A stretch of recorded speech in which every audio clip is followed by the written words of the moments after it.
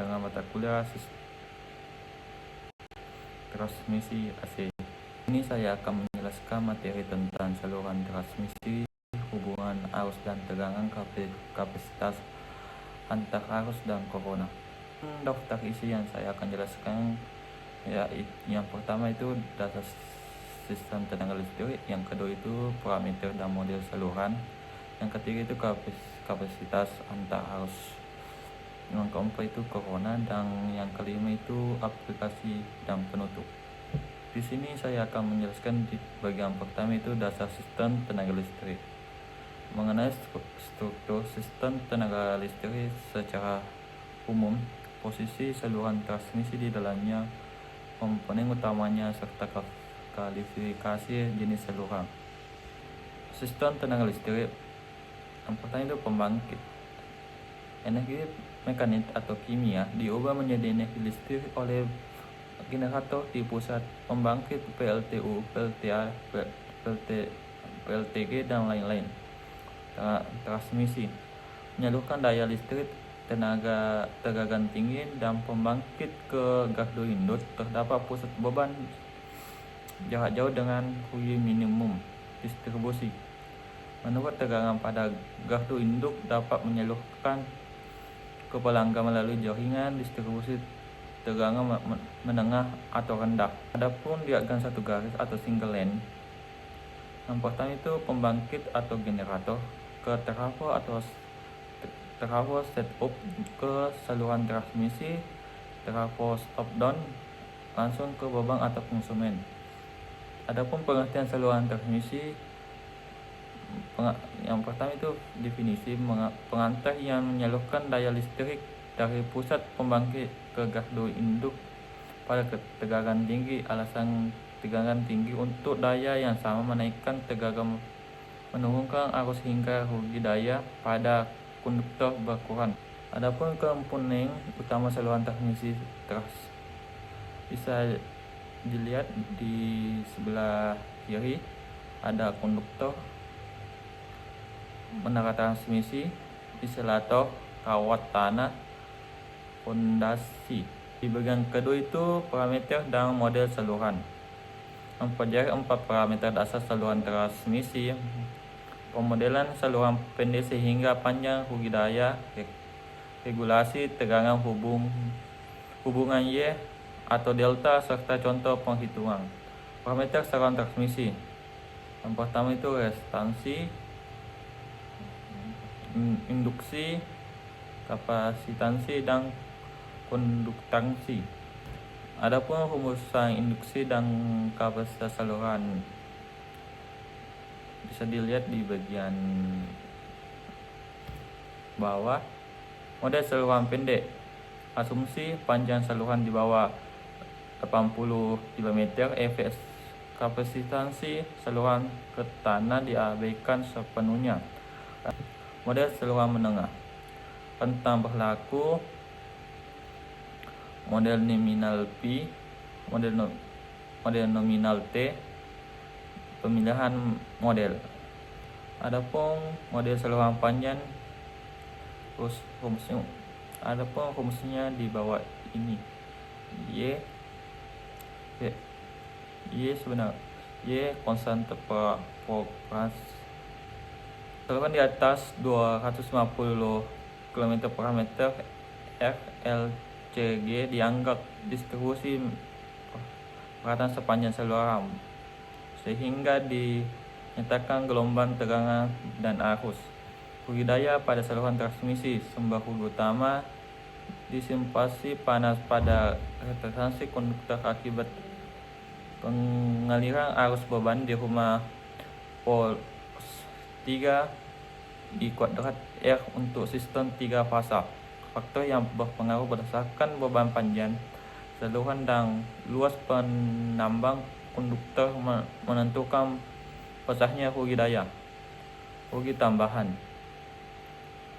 rugi corona dan arus bocor. Isolator memberikan kontribusi tambahan meski relatif kecil dibanding rugi resistif. Cara mengurangi rugi daya, yang pertama itu menaikkan tegangan transmisi, memperbesar penambangan konduktor, memperbaiki faktor daya, dan optimasi pembebanan. Adapun regulasi tegangan volt generator. Adapun rumus yang di atas, regulasi tegangan mengukur sebagai besar dengan turun dari ujung kiri ke ujung terima akibat pembebanan. Nilai VR yang menyalurkan daya yang baik. Faktor yang mempengaruhi regulasi tegangan. Faktor daya beban induktif memperbesar VR. Beban kapasitas ini dapat memperkecil bahkan membuat VR negatif.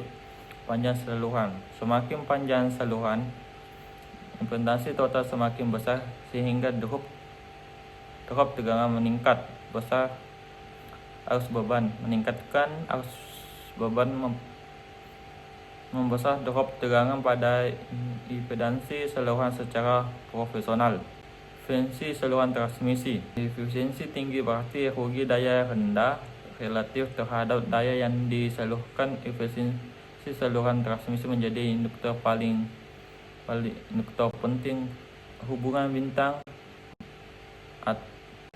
Y, diagram dan rumus. Titik netral bersama ketiga fasa terhubung pada suatu titik netral, umumnya ditanam untuk potensi tegangan LED atau sama dengan tegangan fasa VL kuadrat 3 kali V. Tegangan antara saluran lebih besar dari tegangan fasa ke netral.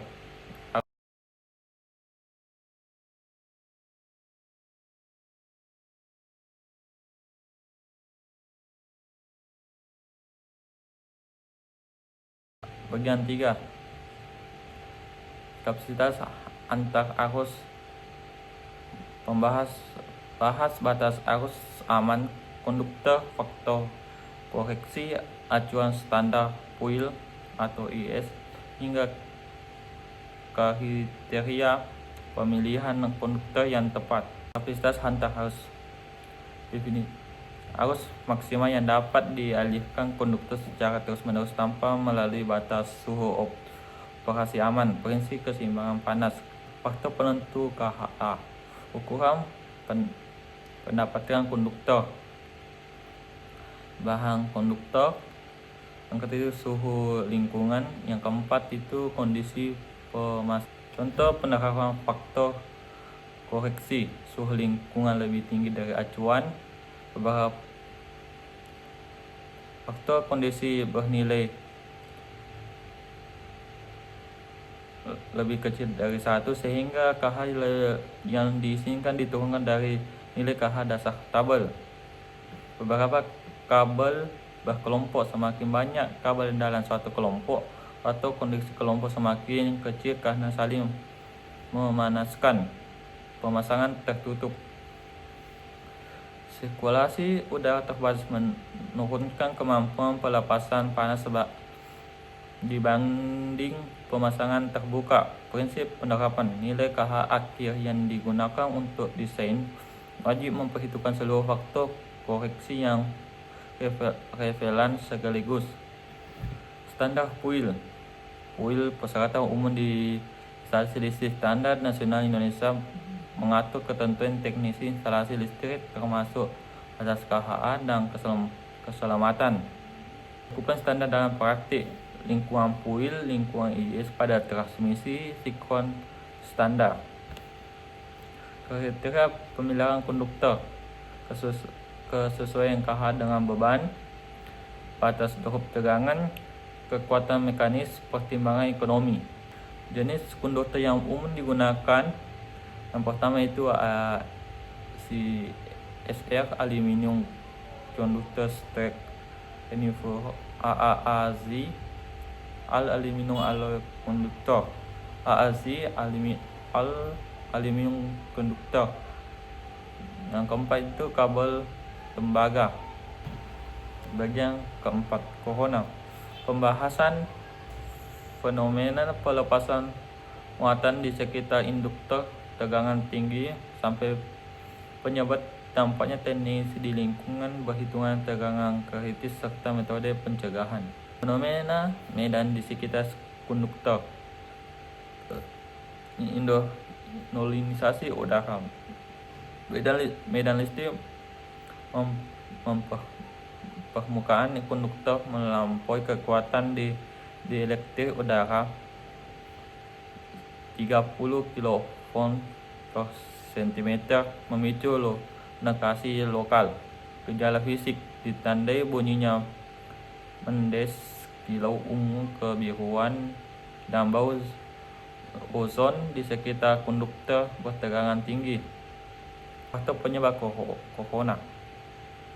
Tegangan operasi tinggi. Semakin tinggi tegangan saluran, semakin besar gradien medan listrik pada permukaan konduktor.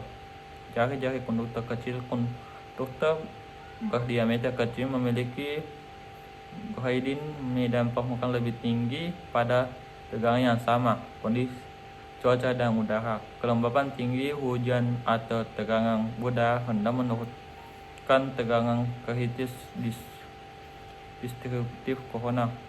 Kondisi permukaan konduktor mempermukaan kasar, kotor, atau ada goresan, mempermudah terjadinya kolonisasi lokal. Metode pencegah corona.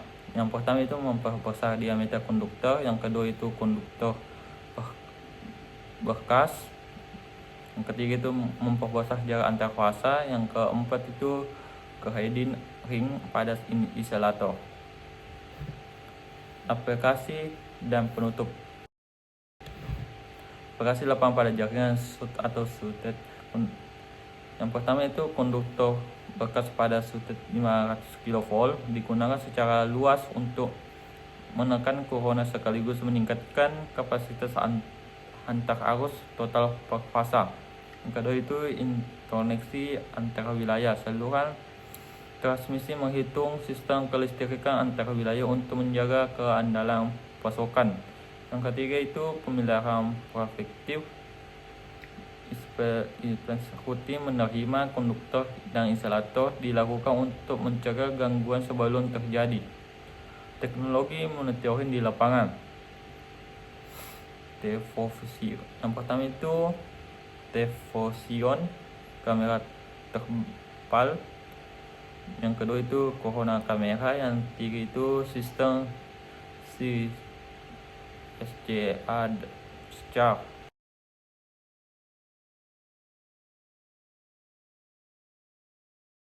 Rangkuman parameter dan performa saluran. Fungsi saluran transmisi menyalurkan daya listrik tegangan tinggi dari pembangkit ke gardu induk dengan rugi seminimal mungkin. 4 parameter dasar: resistansi, induktansi, kapasitansi, dan konduktasi menentukan model rangkaian saluran pendek, menengah, dan panjang. Rangkuman KHA atau corona. Kapasitas arus HA membatasi arus aman konduktor berdasarkan keseimbangan termal dikontraksi sesuai prinsip pemasangan. Fenomena corona melepas muatan di sekitar konduktor tegangan tinggi yang menimbulkan rugi daya dan gangguan interferensi. Mengenai corona, pengendalian corona dikendalikan melalui desain konduktor bekas, jarak antar fasa, dan kehalusan permukaan konduktor.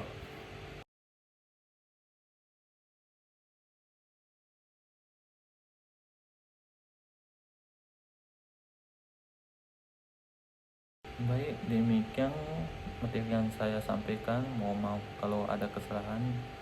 Saya ucapkan terima kasih. Wassalamualaikum warahmatullahi wabarakatuh.